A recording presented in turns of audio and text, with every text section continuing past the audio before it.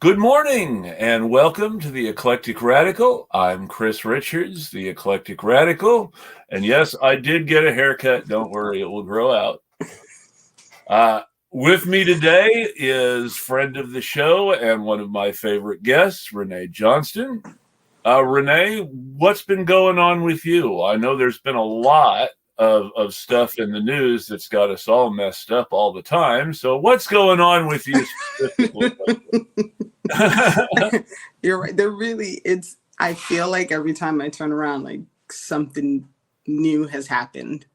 Somebody got out of a car yesterday and shot up a mall in Texas. I have no information on like what exactly happened. I just know that little bit. I'm obviously not obviously, but anybody who has watched with you before knows I'm from New York. So, the murder of Jordan Neely is big and in the forefront in my brain. Yeah, and so many people have been making so many horrible arguments about why we should at least be forgiving of the dude who murdered a guy in front of a subway car full of people. Right. And one of the worst assessments I saw was basically like, why do working people have to put up with homeless people on the I trains? saw that was from Batya Ungar Sargon of Newsweek and Compact Magazine. Right. And I don't like saying this about people. It makes me feel bad when I say this about people, but Batya Ungar Sargon is a bad person. Oh, She's somebody who sympathizes with the worst people in white American society and has nothing but contempt for the best people. And it's just terrible. Yeah. I have no patience for people who don't respect life. Yes. Right? So that's why I don't like cops. That's why I don't like the government.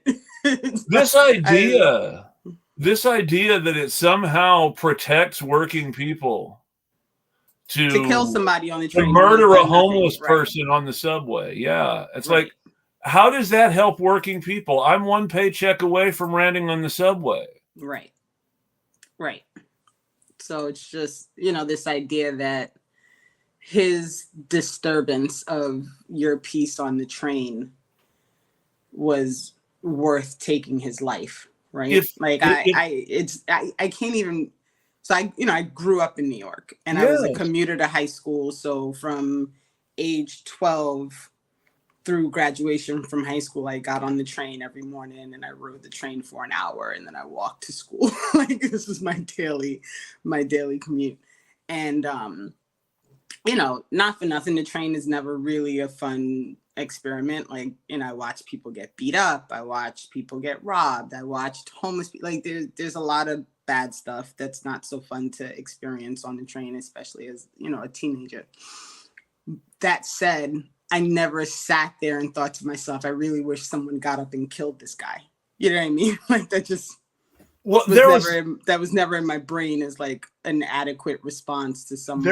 There was someone else who tried to make it about how this white guy lynching a black dude on the train was somehow standing up for black women, because black women get harassed by homeless men too, and some of the homeless men are black. So we need to reckon with the share of homeless people in misogyny and patriarchy, because vulnerable marginalized homeless men are the real patriarchal threat to women, apparently. Which, again, I have a friend who tells me I giggle too much when I'm doing these things.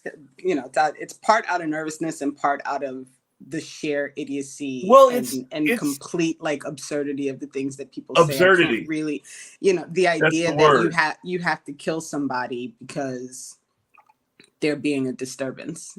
Like that literally doesn't need to happen, right? Like if I feel harassed on the train, which I have experienced, I can't even count the number of times given how often I ride the train. And I still ride the train. I live in New Jersey. Like I still cross the river and get on the train.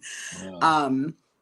And so this is not something that you can get away from, right? But again, my thought process when it's happening, when it did happen, in the future when it happens, is never ever going to be, I hope this white man gets up and kills this guy.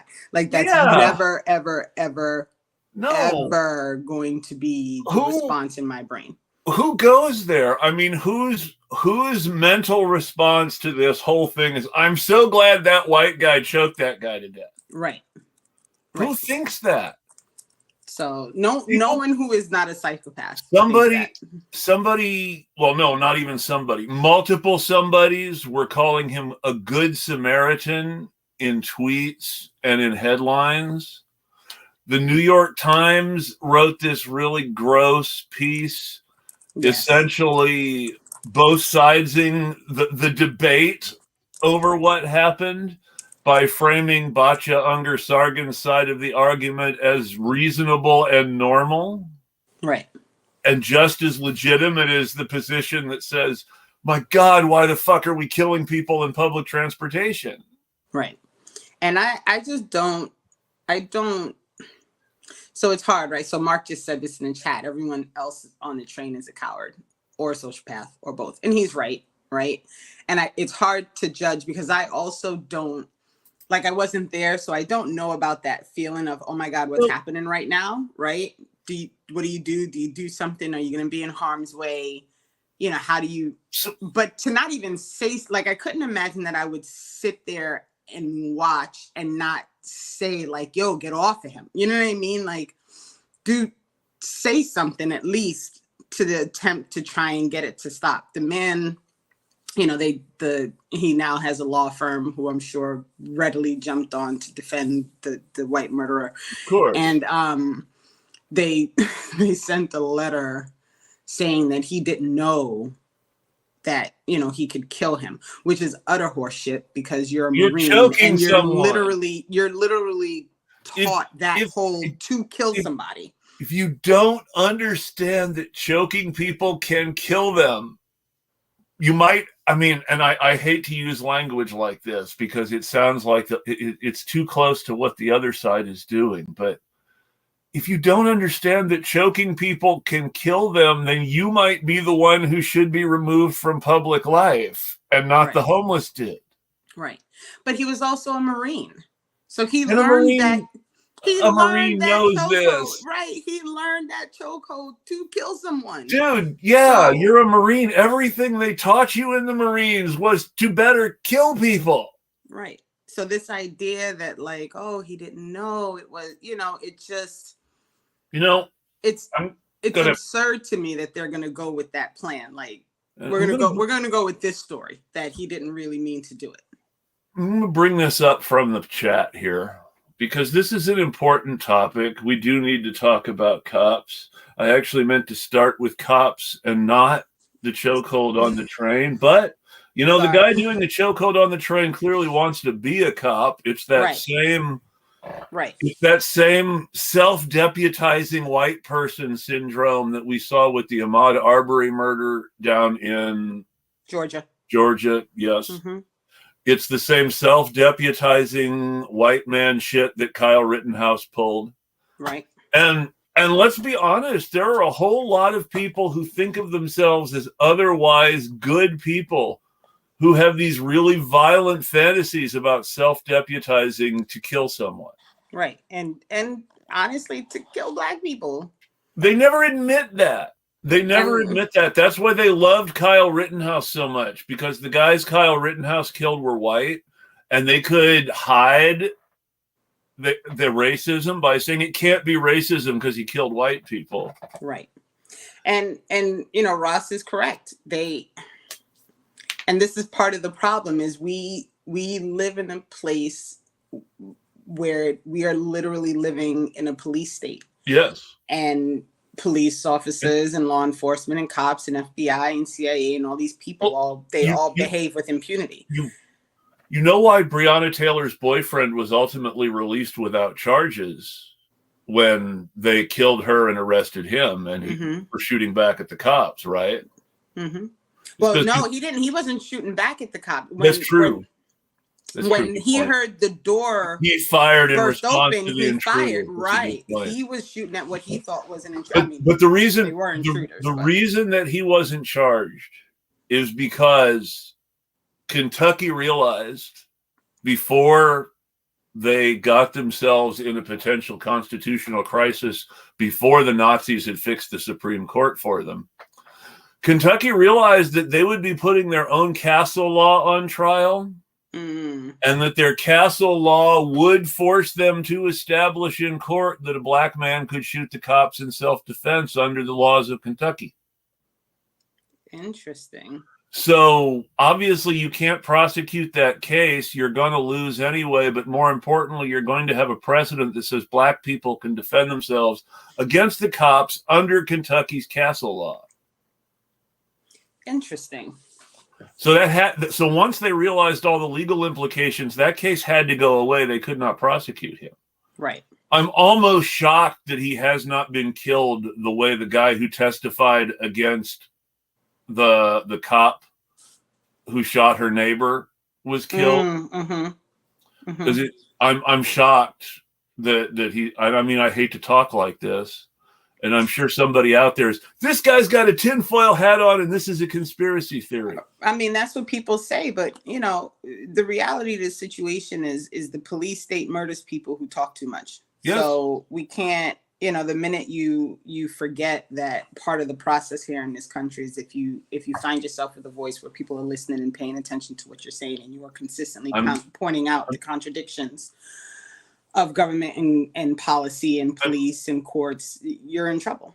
I'm not going to say the cop's name, but the witness of the murder, the chief witness against the murderer of Botham Jean was murdered.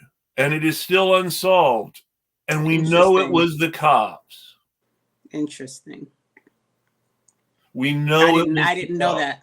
I didn't you know didn't that. know that? Oh, I'm sorry. It was. No, I didn't. Yeah, it was poorly covered on the national stage.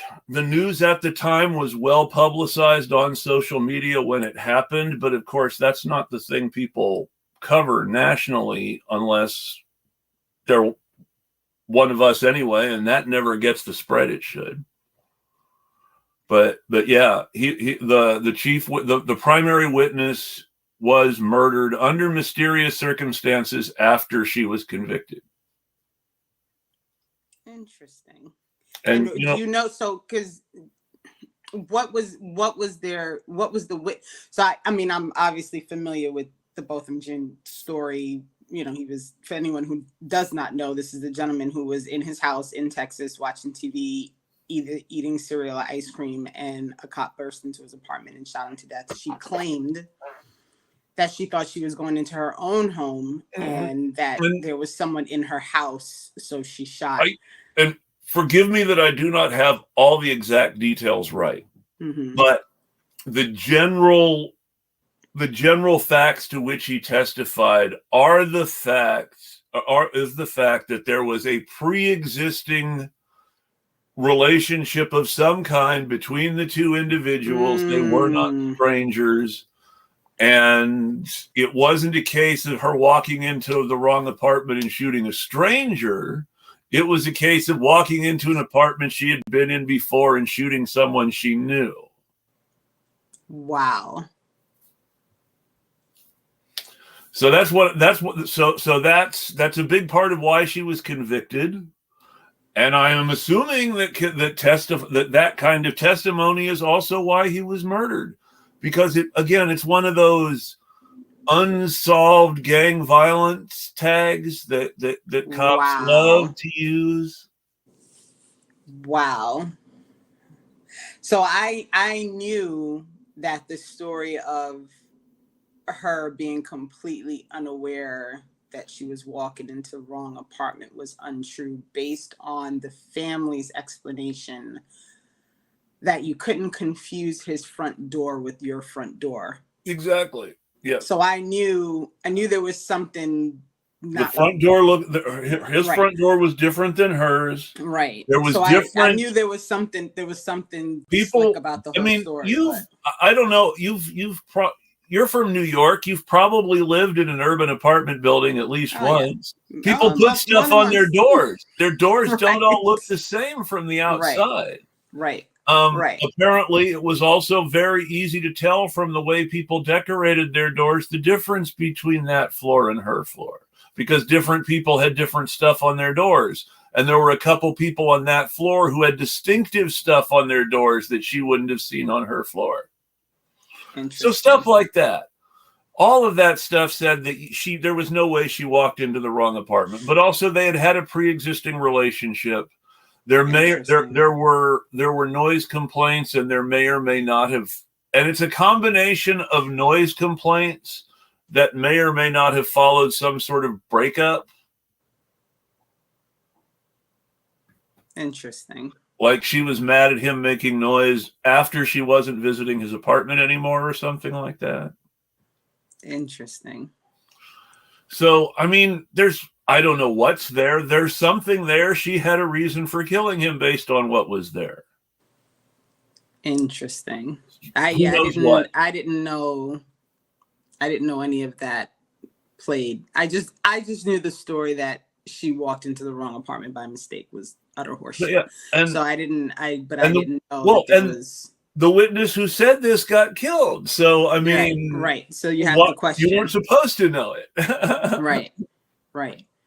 Now you see, I'm giggling too, and it's the same thing. It's the absurdity. Right. And she's appealing right now, isn't she? Is she not appealing? I don't know. I know that she was convicted. I know that. I assume that she was appealing simply because everybody who's convicted appeals if they can afford it, or if their pro bono lawyer is any good. But I don't know what the status or details of that appeal are right now. Right. Let's look that up, actually. Yeah, I did the same thing. She was appealing back in 2021. So I'm wondering if anything has happened with that. But that's, par for the course, right? So well, I mean, the story that came to mind to me the other day was all the way back in 2017, 2018. We had a police scandal here in the papers in the Portland area. Mm-hmm. The Portland Police Department, the captain or lieutenant in charge of crowd control for anti-ICE demonstrations, which were really big in 2017 and 2018 here in Portland, was texting with Joey Gibson, who, for people who aren't here in the greater Portland Pacific Northwest area, Joey Gibson is the leader of Patriot Prayer. Joey Gibson personally manages a lot of thuggery and head bashing for cops at protests where basically Patriot Prayer beat up the people in the crowd the cops want beat up so the cops don't have to do the beating up. Mm-hmm. So there was this big scandal. The Portland cops were texting with Joey Gibson and other Patriot Prayer leaders during all these anti-ICE protests. And I'm still not 100% sure, because you know how newspaper stories about cops go. Mm-hmm. Not 100% sure whether the police chief at the time resigned or was fired.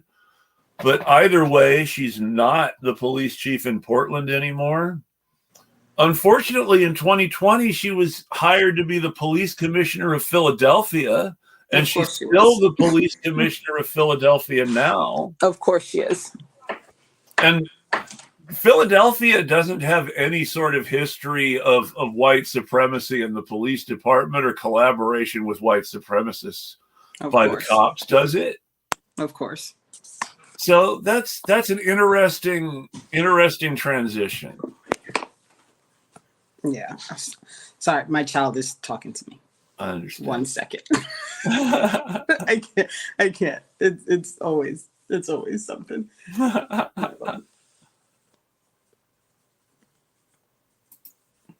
to sleep? Yep. Okay. Sorry. No worries. And yes, cops love to protect their Nazis. Yes, they do. They took Dylan Roof out for McDonald's. They were taking Kyle Rittenhouse out for drinks and dinner And then let's keep in mind that the time they were taking him out for drinks, he had only just turned 18. He shouldn't have been in a bar at 20 for people 21 and over drinking. Right. Right. And cops, and even this recent, this man choked the man out to death. Yep. And I'm still unclear. Did he just get off the train and go home?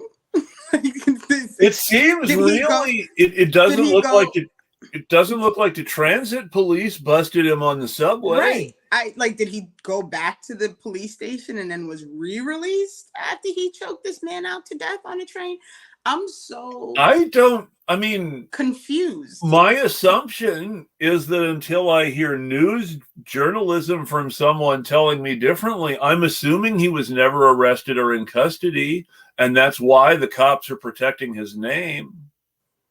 So, and that's the part. So I'm trying to understand it, right? Because I'm trying to envision this happening and those two people being the other way around, right? Well, and that's where you get back into it, isn't it? Right. And people call me paranoid all the time, right? Or that I'm overly sensitive. And I just got in another Twitter fight with somebody that I used to somewhat respect, and I don't have the patience for people who think that my continued focus on racism is unnecessary, right? If a white dude posts that he was running past the group of teenagers smoking pot in Harlem and he yelled to them smells like failure, right? For anybody to assume that those were white kids smoking in Harlem is, to me, just you are looking to be an asshole with that commentary, right? And of course, with all this stuff in the news media right now, with this big issue with cops, Jacobin magazine, being the good socialists that they are, heavy sarcasm for anybody who doesn't understand that I'm completely mocking Jacobin. They are the worst white liberals in the so-called left. They're the guy who runs Jacobin wrote a book called The Socialist Manifesto, where it kind of seems like he thinks socialism is trickle-down Reaganomics. And it's really sad that socialism in America it has thought leaders who think that it's trickle-down Reaganomics, where workers get more money from the whole deal. And it's just so, of course, Jacobin magazine chooses to interview Adolph Reed while all this is going on. And so I have a complicated intellectual relationship with Adolph Reed. I feel like if Adolph Reed was somewhere in the black community talking to other black people about black capitalism, that he'd be potentially a very beneficial person in the movement. But he's always talking to some white person about why it's okay for white people to not be hard on themselves for racism, and why the best way to solve the problem of racism is just to give everybody better economic conditions, when the biggest reason we can't give everybody better economic conditions is we have a group of people who believe that it is better for white people to die too than for black people to live. Right.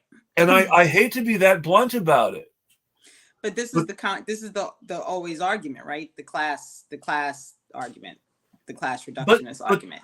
But it's consistent, and it's always the same fight. And yes, I said to somebody yesterday, part of the issue when you start really trying to fight this system is you cannot pick one fight. Yeah. It simply will not work, because capitalism continues because it is fed by all the fights. Right? Race was created as a marker in a hierarchy in the first place. Right. And because race was created as a marker in a hierarchy in the first place, you cannot break down the problem of hierarchy in America without breaking down the problem of white racial consciousness and the way that white people position themselves in the American hierarchy. Right. Because the reason it's socially acceptable for people to say, yeah, this white guy can choke this black guy to death on the street is because the white guy was in a quasi-authority position where he was an ex-Marine and someone acting under the appropriate blessings and licenses of patriarchy and white supremacy to protect women and working people from the dangerous black criminal. Right. We have to spell it out the way America's racial consciousness sees it, because there are white people who feel safer because this happened. Right. These are the same people who defend police murders. They feel safer when cops kill people. Right. Well, they're also still under the delusion that cops stop crime. Well, so it's not even that. It's not that they think cops stop crime. It's that they have a very reductionist attitude about how crime works. And they see everybody a cop shoots as a criminal who won't hurt anybody else again. Right. So when a cop kills someone, or a good Samaritan, I'm using those words on purpose again because they were in lots of headlines and social media posts. When a cop or a good Samaritan kills someone who can be identified as dangerous, and people see the cop kill the dangerous person, society feels safer. It is a drama. It is an emotional drama that creates an emotional release that increases certain people's perception of safety in the society. Yeah, but and also a sincere misunderstanding of what crime in this country actually looks like, right? Yes. Ole did a really good. Did you watch her latest one that she just released? She does that little mini show that's usually 10 minutes. Yeah. She added a segment. So there's like another 10-minute segment added about abolition. Oh, yes. And she talks about the fact that 80% of people who are in prison are not there because they committed any kind of violent crime. That's right. And so people are under this delusion that crime in this country is really about murder and abuse and rape and all these things. And that's not what the majority of crime in this country is about. Even violent crime. And people always get mad at me when I talk about violent crime because nobody likes it when you defend violent crime or defend violent criminals in any way or stand up for anyone. But so even when you're looking at violent crime is very often economic self-defense. Right. And when people don't understand this, and treat it as some sort of social contagion. Right. Because they don't understand that. But again, it's a fundamental misunderstanding about crime. So much crime, including violent crime, happens as a result of the situation that people live in. Right. So when Biden announced his pardons, that, by the way, at last check, you still cannot apply for, which I can't even tell you how fucking annoying it is to me that I got henpecked on Twitter for mentioning that this was not going to do what people think it was going to do. People were like, this is gonna let people out of prison. No, it's going to change everything. No. And when I mentioned, the reality of the situation is we are punishing people consistently for situations in which they're being placed due to circumstances caused by people who they cannot control. Yes. Right? So you are criminalizing people for behavior that they present in response to a situation that you put them in. Right? Yes. And it is a never-ending cycle. And that people still see cops and think, and I used to do this. I used to say, cops are supposed to serve and protect. No, they're not. That's not what they do. And we have to break that mindset that cops are there to do something positive, that cops are there to prevent something bad, that cops are there, to help people when they're in a situation. Cops are there to collect their paycheck and to be assholes, right? And the only time that a cop will serve a purpose is if you are in a position in which you have insurance for whatever happened to you, and you need the piece of paper to confirm to the insurance company that they can give you back your money for whatever was lost. That's their only purpose. Outside of that, I can't, and I hate to say it out loud because, you never know what will happen in the future, but I feel fairly certain that I'm never calling a cop for anything. Like, fuck them. Like, I don't want, and I feel bad. I know cops. I know people who are police officers, and I know people who I love who are cops, and I just wish they'd quit. A necklace I bought for my wife was stolen from us by a pawn shop. Mm-hmm. And my wife believed, because that's the thing you do when somebody steals from you, my wife called the cops to try to help get it back or get some sort of justice. And, the simple fact is, if you're a poor person who's pawning something and you're accusing a pawn shop owner of stealing from you, the cops are on the pawn shop owner's side. Exactly. They're not going to believe you. They don't care. Nope. And even if they pretend to believe you, which they did because my wife is a white woman, even if they pretend to believe you, they're like, we can't do anything to help you. Why'd you call us? Because you're the police and they committed a crime. They stole from me. Well, we can't do anything about that. Right. They're useless. Yes. And every day there's a story released about cops who participate in the criminal system. Mm-hmm. Because they can, and because they cover for each other. What I'm going to say this in a deliberately mean and sarcastic way. Hashtag Google LASD gangs. Right.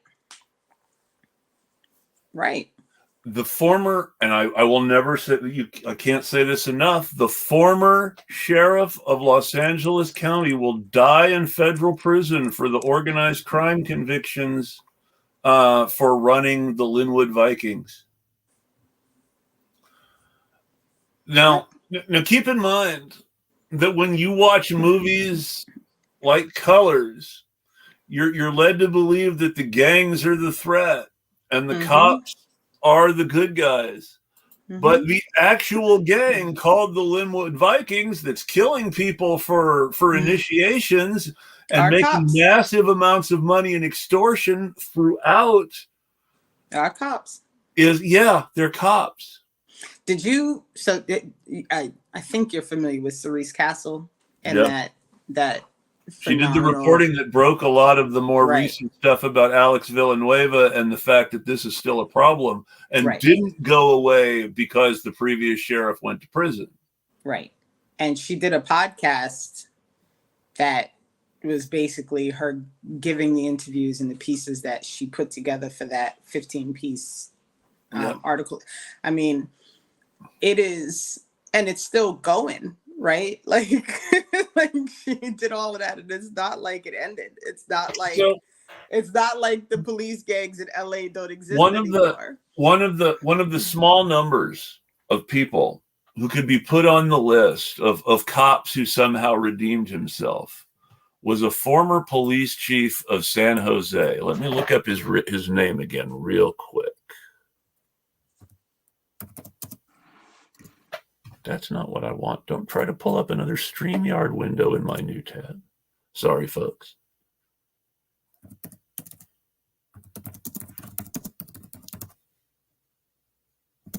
Joseph McNamara. That's it. Joseph McNamara.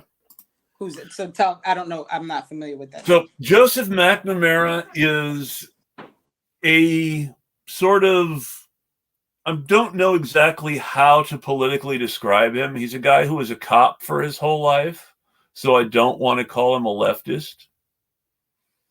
And I also don't want to call him a libertarian because he seems to have clear ideas about the fact that the social system that drives policing is part of the problem and needs to be changed, and that changes to policing won't make cops better.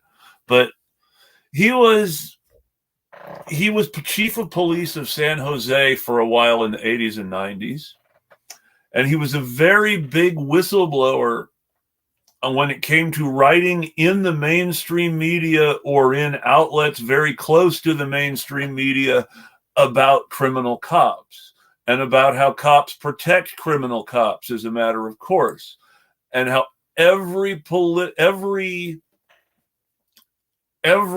police organization in the country, in every state, at the local, state, and federal level, has police officers acting as criminal gangs within the organization, and the rest of the organization lets it happen because it doesn't actually interfere with them doing the job of cops for them to also be criminals. Right. And as long as it doesn't interfere with them actually doing the jobs of cops, other cops don't care that they're criminals. They just care whether they're good cops or not. Right. So let's be clear about that. What does being a good cop mean if you're a cop? I was waiting for you to get there. Being a good cop means being loyal to the police institution. Right. Being a good cop means being loyal to your quote-unquote brother cops. Being a good cop does not mean that you actually care about law and order or stopping crime or defending the public or any of the nice things that we see about cops on television. Right. And let's face it, even the most anti-cop and most realistic television out there is still soft propaganda. Right. I love Queen Latifah in The Equalizer. I think it is a great show. It is a good show. But the fact that Marcus Dante can be a cop and a good guy and is still on the police department and is not dead or run out in a PI, right, is soft propaganda. Right. That man would have actually died in the storyline where he was kidnapped by crooked cops upstate. Right. Because let's be honest, they actually had an episode where a well-presenting middle-class black man who happens to be a cop is kidnapped by cops in upstate New York, and they are going to kill him because they can't let anybody find out what they actually did. And, it's more important for them to not get away with it than for them to not kill innocent members of the so-called class they're supposed to protect. And it's all okay for them to kill him because he's black. They actually had a story about that. And yet they don't explain why he would be run off the police force if he were any kind of a good person on the New York PD. Right. Right. Because in the end, and I feel like I say this a lot, right? Because I'm always trying to get people to understand. If you work for a police department, you are automatically excluded from being a good person because you are working for a system that is not a good system, right? There is nothing about working in a police department that makes you part of a system that is actually fair, that is actually just, that is actually seeking to prevent harm. It's just not part of what they do. And being a good cop means putting institutional and organizational loyalty above the law, above the moral standard of right and wrong that the public associate with policing, and above everything. Right. And it also, even the cops who people want to say, like, look at all the good things that these cops are doing. None of them come forward when cops do dumb shit, when cops kill people, when cops, they're silent. The best cops, and I'm going to say the best cops, the whistleblowers, the people who you can look at and say, they're the reasons that we know this. In most cases, the only reason they blew the whistle was to protect their own ass from the other cops. Right. Right. I mean, and I love Frank Serpico. I follow Frank Serpico on Twitter. Frank Serpico follows me on Twitter. That makes me really happy. I won't deny it. But Frank Serpico did not blow the whistle on the NYPD because he was a good man who couldn't handle the injustice of knowing his fellow officers were on the take. Right. He blew the whistle on his fellow officers for harassing him and bullying him and making his workplace unsafe for not taking money. Right. And the corruption whistleblowing, which came out as a result, was incidental to him blowing the whistle on him because he believed his fellow officers were going to kill him if he kept not taking money. Right. And not blowing the whistle. This is the last thing. He was not blowing the whistle. He was just not taking money. And they were threatening to kill him.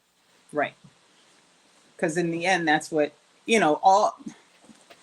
Because not taking the money... Let me try not to use extremes because, I try to teach my child all the time. Like, don't say things like everything all the time, always. Because, there's always an exception to that, right? It's always an exception. The exception that proves the rule is a phrase for a reason. Right. So the reality of the situation is almost all the time when these cops come forward and they're the whistleblowers, it's almost always because either they were in danger, right? They were harassed or in trouble because, or being harassed because they were not going along with the problem. They were trying to find their way out of it. Or it ends detrimentally for them, right? Like, it doesn't go well. So well, I mean, they have again, to let's come go. Forward, right? Let's go back to Frank Serpico when all this happened, and he did blow the whistle. Was he embraced as a hero and made chief of police of New York, or was he shot in the face and forced into early retirement? Right, and retirement is almost always the next step, right? Or the step that happens right before they come forward with the truth. All of a sudden, like, they've retired, and now they're gonna blow the whistle on all the things that they participated in for the years that they worked for the police department. And this is where the thing comes, where the real poetic, tragic, ironic, sick, absurd part that's going to make us giggle again comes in. So Serpico blew the whistle in order to try to gain personal workplace safety, and didn't even gain personal workplace safety from blowing the whistle. Right, because there is no personal workplace safety when you work in a place. It's an interesting story. Safety.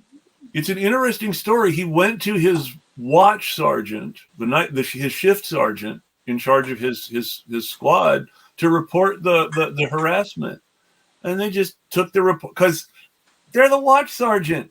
They're getting the same payoffs as all the other cops. Right.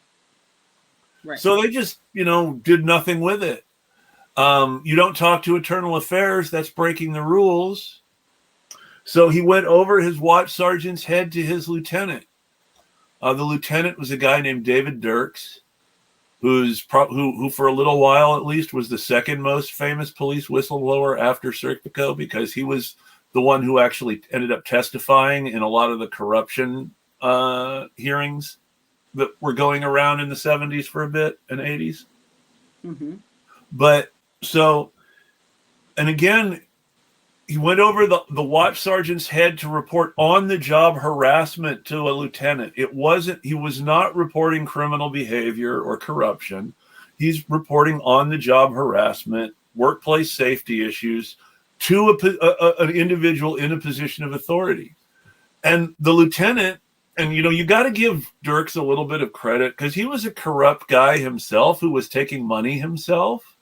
But when he looked at the harassment, he's like, it's not right that they're harassing him for just not taking. He's doing his part as a cop. He's not squealing. Why are they giving him a hard time?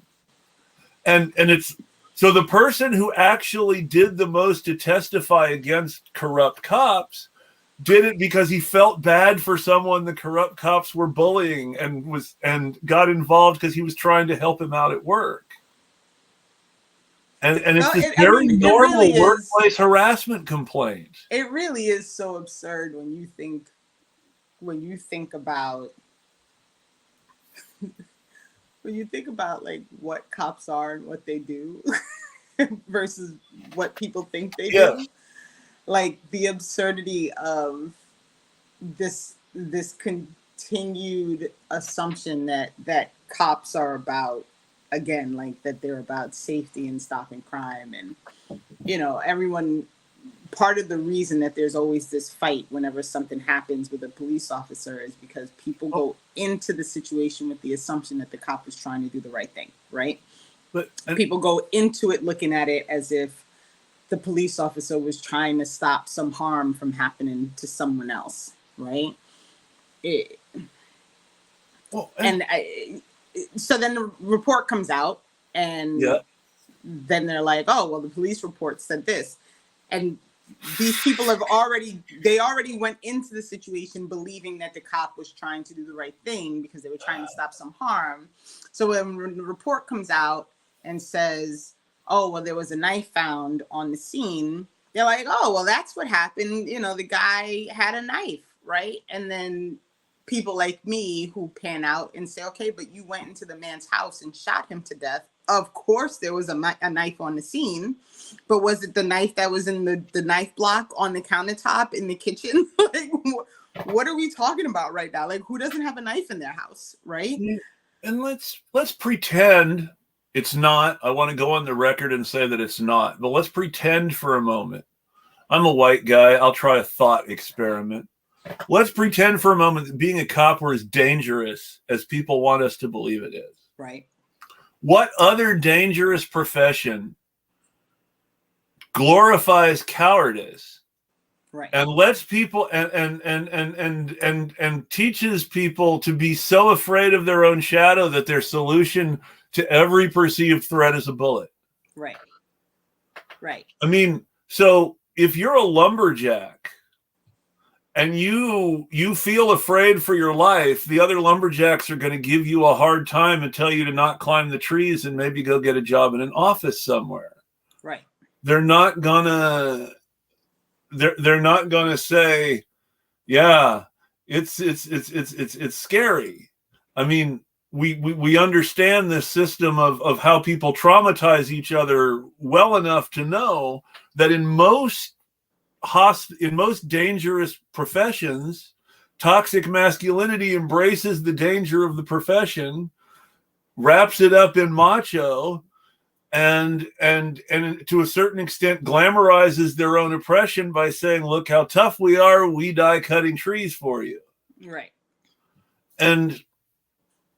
But in the police department,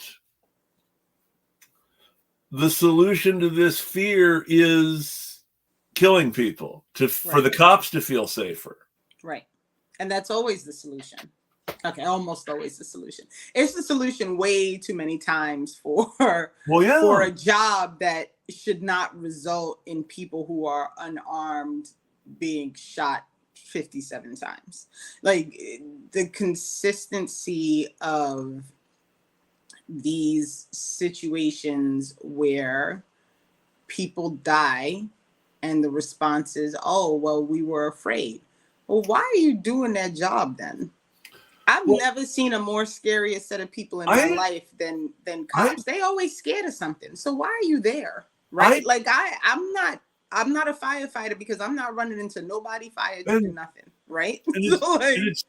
And it's interesting that this culture of police fear arises at the same time as you get the warrior cop who basically acts proactively on his cowardice to to intimidate or kill others before they can threaten his authority.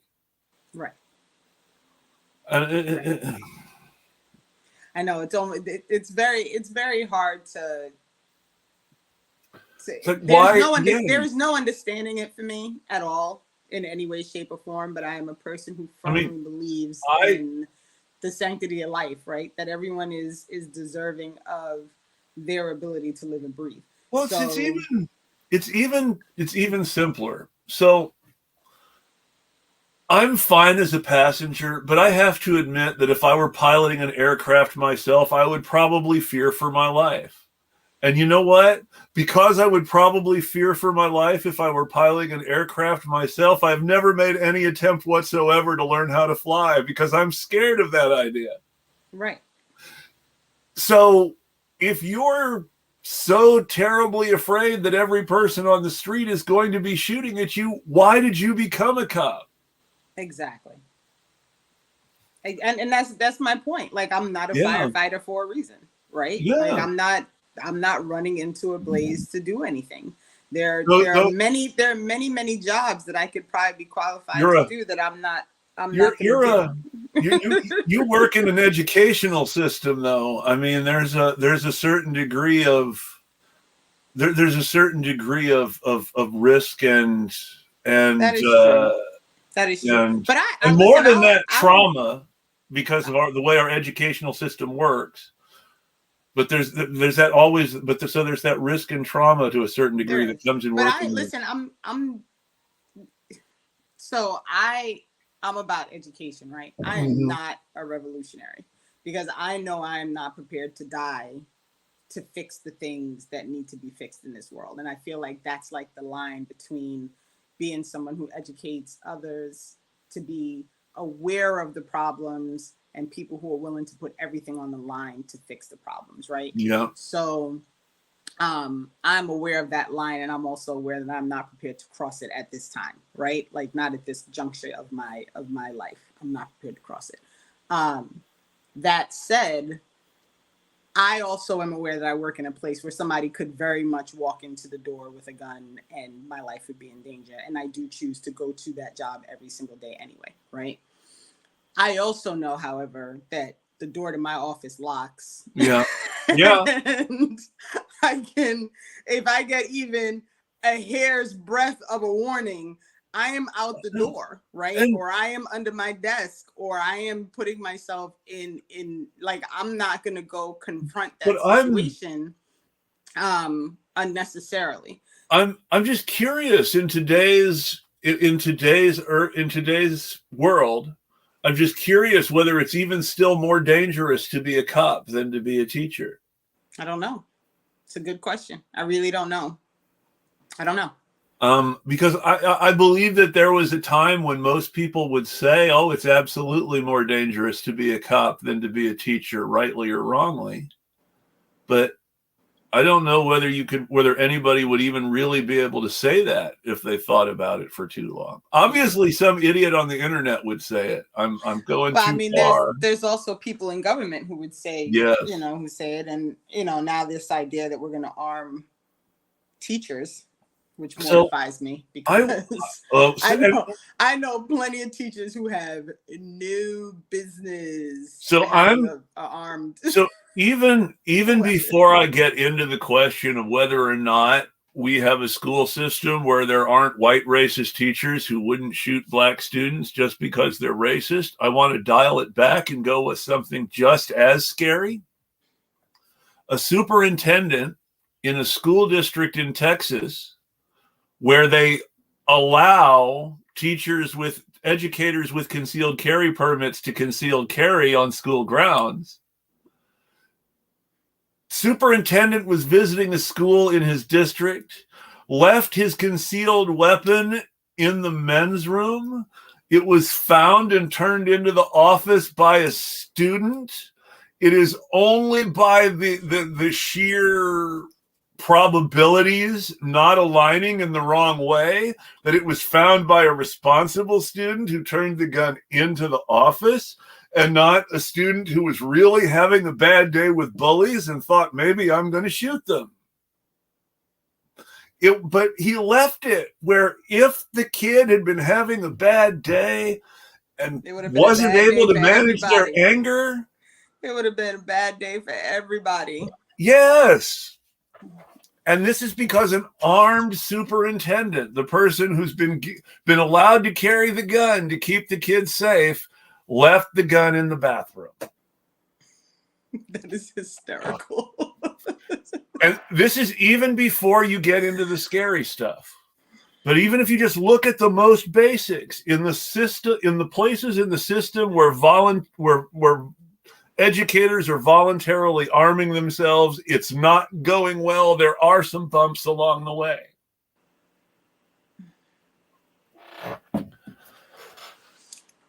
And I don't know what's gonna, Chris. I honestly, I don't know. I don't know how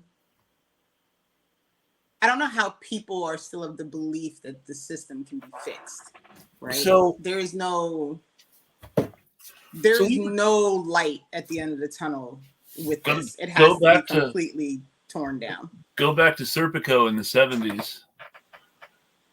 The Serpico stuff happened. The city of New York held a bunch of meetings. They founded a civilian review board. John Lindsay pushed police reform through. All this stuff supposedly happened. But I mean, and they declared, oh yeah, we cleaned up the NYPD, blah, blah, blah. And yet, in the 1980s, the NYPD was corrupt enough to carry out a campaign of political terrorism and intimidation against a liberal black mayor who was even kind of pro-cop in the first place. Let's not pretend David Dinkins was some sort of screaming abolitionist who wanted to destroy the NYPD. Right. And it all just goes back to the same old stuff anyway. There's no, that I was born in 76. I was born in Brooklyn. In 82, I watched my mother yell at a cop because he was beating this kid up in the street. And she stopped and she was like, What is going on right now? Right? I walked with my mother to the police station when they beat up my brother. I went to the police station when they were harassing kids in the neighborhood. Yeah.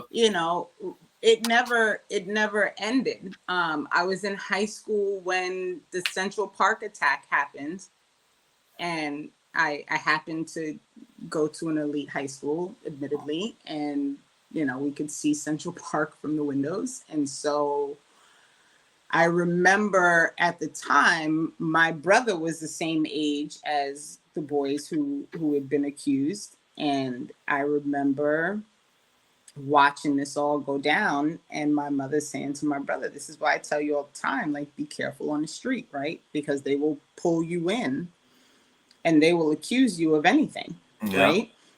So I grew up in Brooklyn in New York City at a time where the cops were ruthless, right? And they're still ruthless. I mean, I don't mean to say that as if that's changed much, but and that was after all of the reform. Yes. Right? Yeah. Which is my point. Well, they were ruthless, and it was after the reform. And now they've hired this nutter butter, Eric Adams, who was a cop then, and who is bringing back all the things that were a problem when he was a cop and were a problem when he claimed he was harassed by cops. There's no ending it. It's just so I'm just trying to think of, is there a more appropriate mayor of New York than a guy who used to be a cop and then used to work on Wall Street? I know.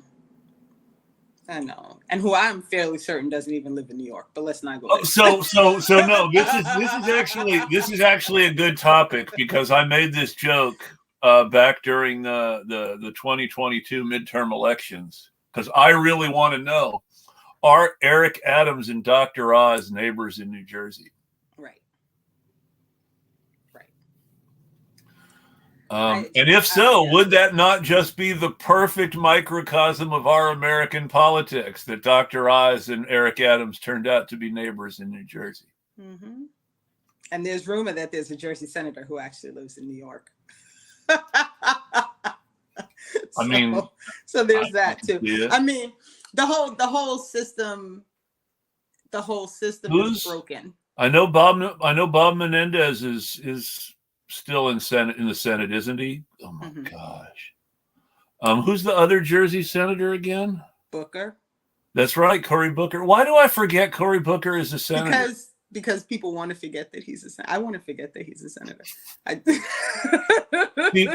mean, when I think of Cory Booker, I always think of two things. The first thing I think of is Betsy DeVos's donations to his mayoral campaigns, which no one ever talks about, but which are really, really sus when you look at what she did as Secretary of Education under Trump. And this is the thing that gets me so mad is like folks are like, we got to do something. We got to find some sort of populist Republican to make a common cause with because these Democrats are corrupt.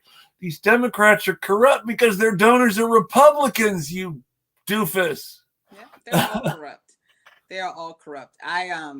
So I now live in Jersey, and Cory Booker is indeed my senator. And so I wrote to his office when I found out that he interviewed with the local papers about the train workers, the railroad workers. And he made a big deal about them needing to get there 7 days and da. And then he didn't vote. Nope. When it came time for actually making the stand, when it was necessary to prove that you were indeed going to support the railroad workers. He didn't vote. And I wrote his office, I wrote the paper that supported him, because I was annoyed. And I got a nonsense answer back, which was clearly someone who didn't actually read my note. You would think if you were to actually believe the media that we have these days, right and left, if you were to really believe some of the things they say, you would almost think that Martin Luther King Jr. got civil rights legislation passed by meekly submitting to LBJ's authority. Right. Because they talk about Joe Biden like he's LBJ on the one hand, touting accomplishments that don't exist or exist in their minds, but won't hold him to any of the basic minimum standards that activists at the time held LBJ to.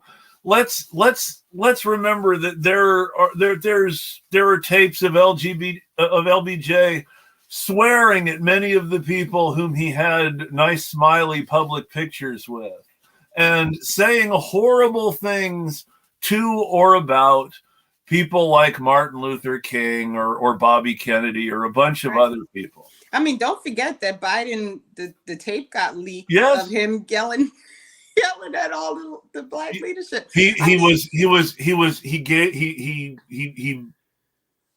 basically gave a Sister Souljah speech. Oh my gosh, I'm so old. He gave a Sister Souljah speech to civil rights leaders on an NAACP conference call saying you got to tone down the talk about defunding the cops, man. Right. And he wasn't nice about it. Right. He was, your demands for justice are really inconvenient for white politicians about it. Right. And let's not forget, since we're talking about the 70s is when white Democrats decided, this economic reform and civil rights stuff was a bad idea and we need to just tone it down. Right.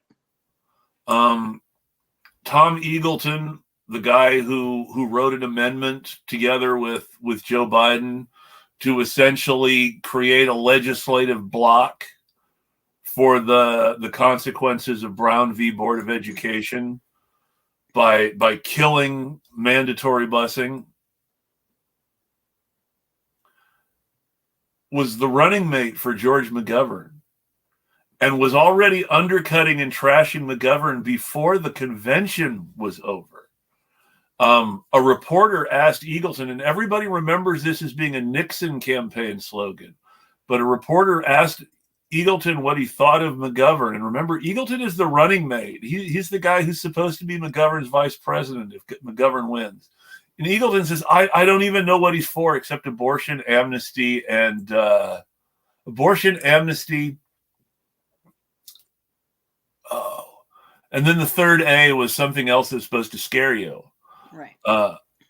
And is just this. Nixon used it as a campaign slogan later, saying that McGovern wasn't for anything but abortion, amnesty, and whatever.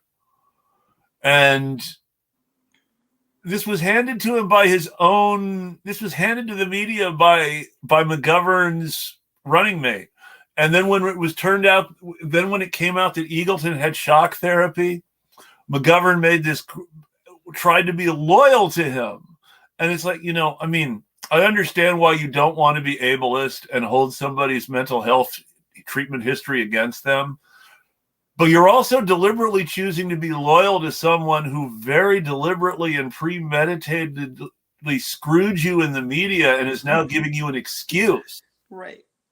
But this is what always happens, right? This, people are still under the misunderstanding that this government is about anything other than money. And yet it's not what always happens. Barack Obama threw Bill Ayers and Saul Alinsky and Jeremiah Wright under the bus.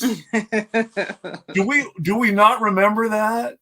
Because everybody on the right was criticizing him for going to Jeremiah Wright's church and for being friends with Saul Alinsky and having worked with Bill Ayers, and he threw them all under the bus. Right. He threw them all under the bus shamelessly. It was terrible to see, and yet the difference, of course, is those were people who were seen as having crossed lines and actually threatening power in various ways. People who were speaking truths that folks didn't want to hear about. Right. Hold on 1 second, and I'm going to have to get off in a little bit here. But hold on, let me try to fix something. Hold on 1 second. Sure. I'll be right back.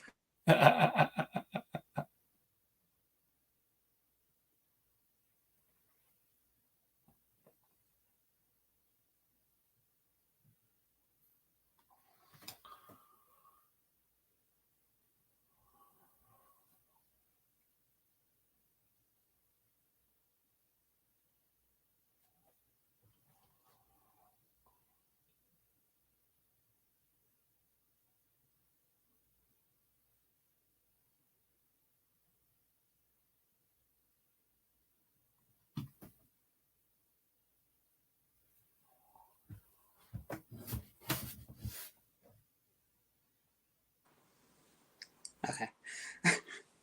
So I'll tell you a funny little story. Sure. Which is, in order to prevent myself from being sucked into Twitter, I have like a screen time limit that reminds me, like, you've been on Twitter too much today. So get off Twitter.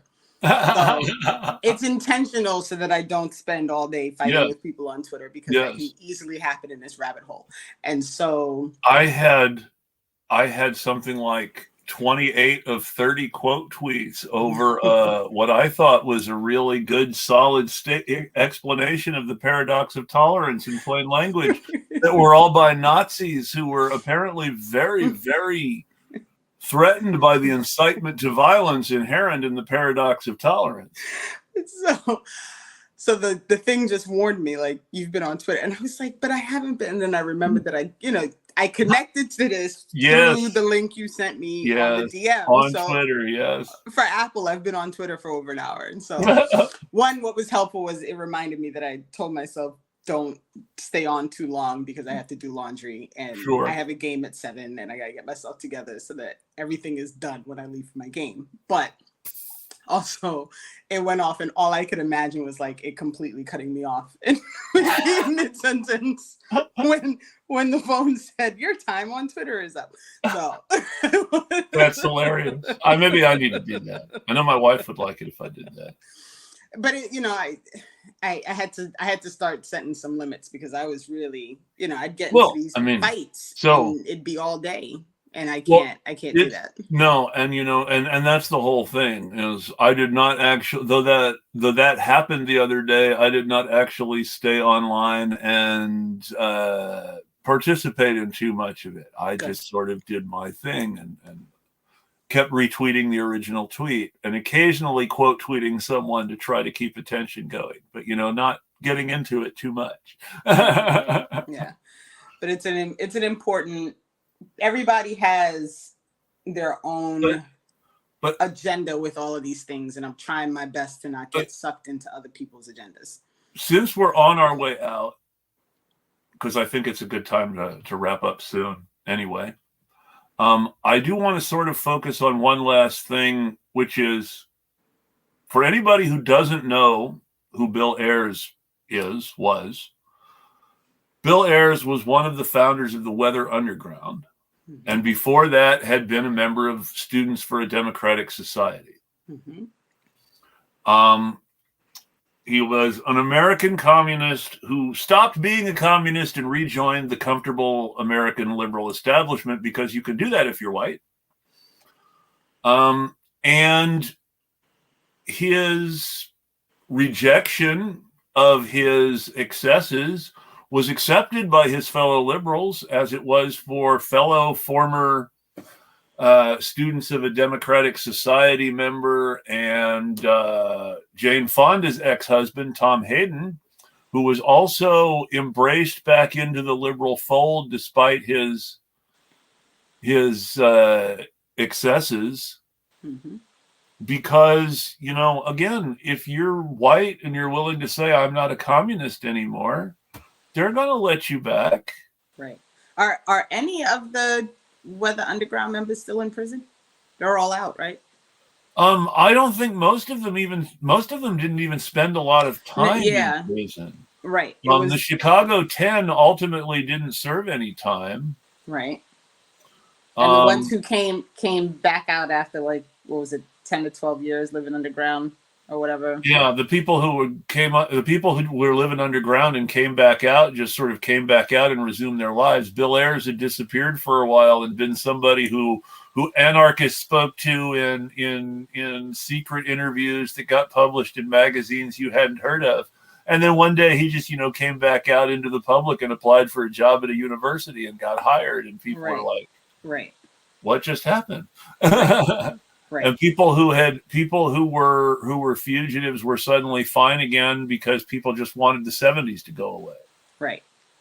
Which they did. And this is where I wanted to go to it. People made the 70s go away. They didn't solve the problems. They made the 70s go away. In the 40s and 50s and 60s, we had a tremendous outgrowth of real attempts to get real reform to make things better for people.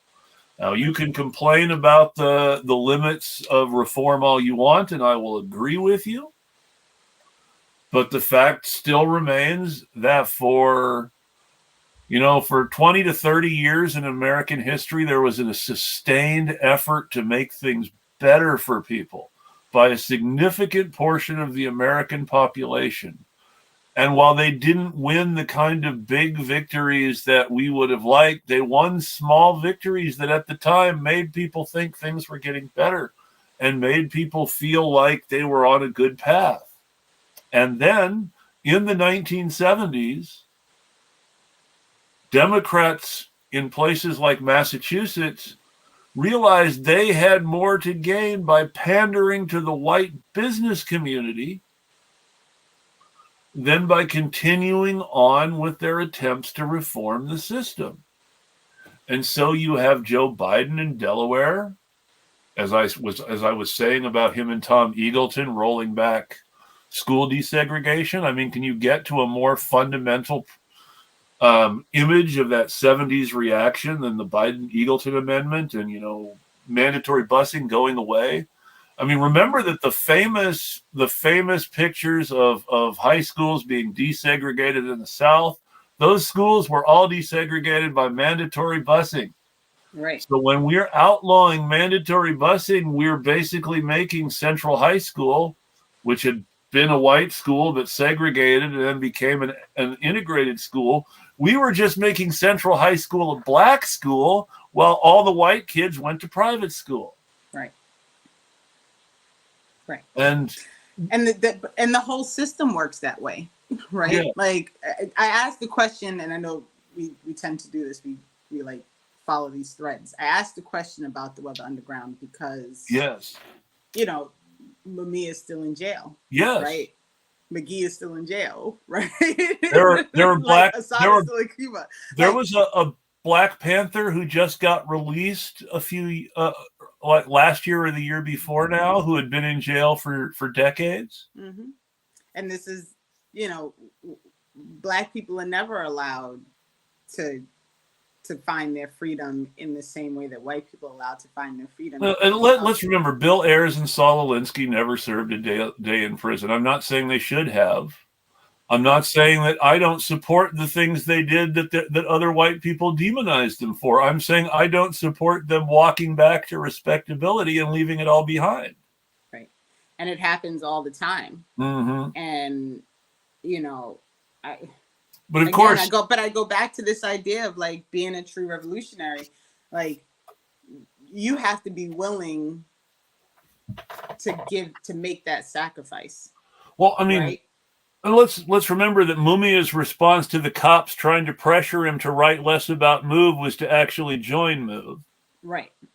And part of the reason that he is so dangerous to the system is he won't stop, right? Exactly. He is still talking. He is still a voice for the people. Yes. He is still a revolutionary educator. Which is why they're never letting him out. Everybody should point out, and I'm sorry, I'm going to say it. I don't care if I still have some liberal fans out there. Everybody who's still saying good things about Larry Krasner should remember that he's been fighting to keep Mumia in prison since being elected. Right. And when I say they're never going to let him out, they're never going to let him out because they want to. It's going to take, an exponential amount of the pressure that got him. They have to be forced. It doesn't matter. It's going to have to be forced. Right. It doesn't matter who you elect. They're going to have to be forced. Right. If someone, look at the district attorneys in various places who have gotten rid of somehow. Right. Chesa Boudin in San Francisco was recalled. Mm-hmm. George Gaskin in Los Angeles narrowly survived a recall. Mm-hmm. There was just another DA who the city changed the rules so that the DAs wouldn't be elected anymore, so that she couldn't stand for re-election, and then they bullied her into resigning. Mm-hmm. So even if a progressive district attorney wins and tries to do something, they're going to be attacked by the system. Right. And and what they do also though is they put people in a position where you like this most recent attempt to get Mumia a new trial. The judge who made the final decision was a Black woman who, who totes her family's history as if, it gives her credibility. And then she turned around and she 3 months later posted a decision that she had clearly made 3 months earlier, and she could have spared everybody the 3 months of waiting and angst to see what she was going to do, because her written decision was a clear testimony that she had made her decision prior to her even sitting on that bench and listening to what they brought forth. What's she going to do? Oppose the cops in a city where, sure, the police commissioner is also a Black woman, but who has Nazis on text? Right. I mean, you don't think that the police are threatening judges if they feel like they need to keep people in prison in that situation? Right. I mean, we know the NYPD was threatening to do something to Bill de Blasio's daughter. That was the reason they released her arrest report the way they did at the time they did while she was still in custody. They wanted to scare Bill de Blasio into doing something. Right. I don't know. The system has to be broken and completely dismantled, and the fundamental understanding of abolishing being that it is clear that the system and society has to be rebuilt before all these things can be removed. And I'm all for it, because I just, I am fearful of the world that I brought my son into. Yeah. Right. Yes. And I don't think in my lifetime things will get better. I hope that in his lifetime, maybe things can get better.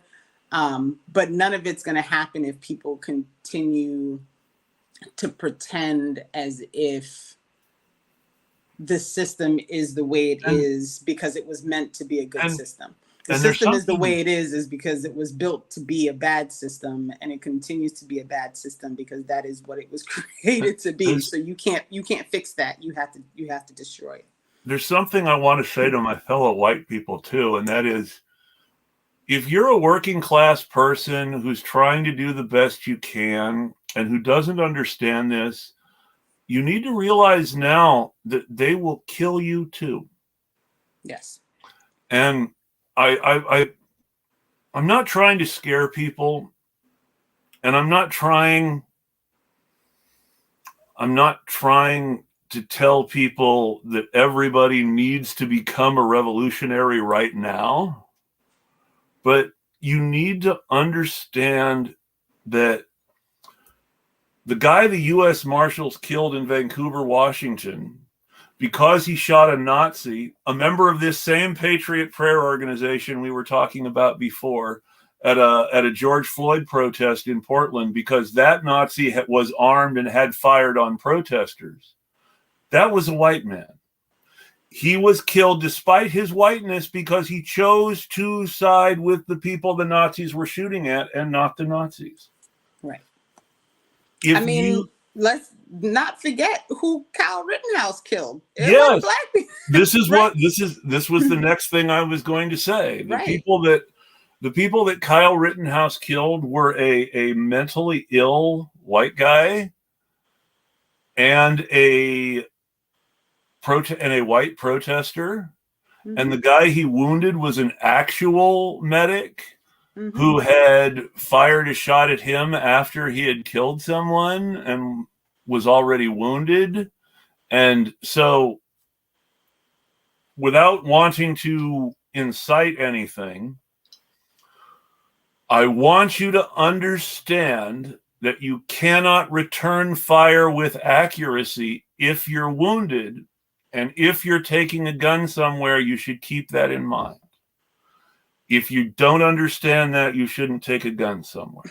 That is fair advice, Chris. If you're going to take a gun somewhere, keep in mind that if someone with an assault rifle shoots first, it's harder to shoot back when you're wounded or dead, because there's no guarantee that you won't get killed. So keep that in mind.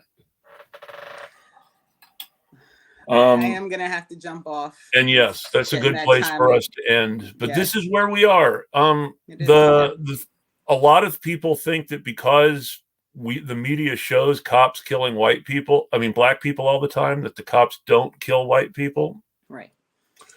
The cops kill white people the cops kill poor white people in proportion to their share of the population.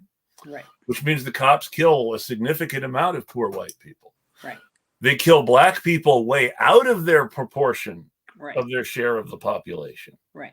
And that's the argument that I hear just very quickly that annoys me, is when people say, well, cops kill more white people than they kill black people. This is true, but there are less black people to kill. So Yes. we should Yes. not be 2 to 3 times more likely of dying at the hands of a police officer. That it's the disproportionality of it that people always misunderstand. And let's remember that both the white people and the black people killed are disproportionately poor. How many rich people do cops kill? Right. How often do you hear about the cops killing a famous rich person? Right. You hear about the cops beating up or intimidating famous rich people sometimes. Mm-hmm. They're usually black. Yes, they are. Yes, they are. Yes, they are. And at the same time, Henry Louis Gates can be forced into the humiliating role of having to have a beer with the cop who humiliated him and was racist to him by the president of the United States. But Henry Louis Gates isn't the one getting shot either. Right. And that's why